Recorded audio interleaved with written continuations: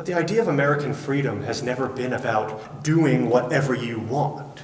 It's never been about catering to your own desires without any regard at all for your fellow man. It's never been about the me, but rather the we, the people.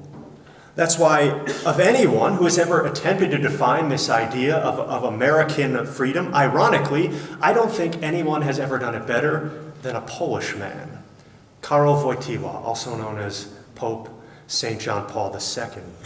During his visit to the United States in 1995, the Pope issued a homily during Holy Mass at a packed Camden Yards ballpark in Baltimore, Maryland. There he addressed the reality of freedom through a Catholic perspective, and he did it in one profound sentence. He said this: "Freedom consists not in doing what we like, but having the right to do what we ought. Freedom consists not in doing what we like, but in having the right to do what we ought." Now remember, this homily has been being given to a Catholic audience, sure, but in a country where religious affiliation is already on the decline, and society is settling into this kind of new norm after the upheaval of social mores that were really brought about, I think, by the sexual revolution in the late 60s and 70s.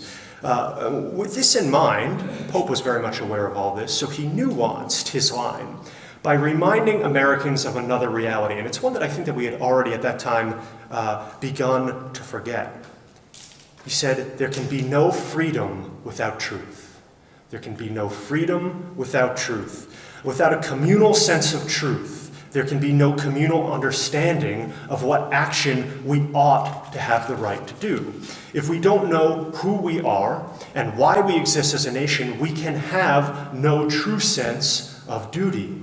And this is why the Pope emphasized that Americans must be united in truth. Americans must be united in a belief that truth is objective and based in right reason. Americans must be united in knowledge that truth is knowable and brings us to a deeper understanding of the dignity of the human person and a greater reverence for our shared origin and destiny in the sight of a loving God.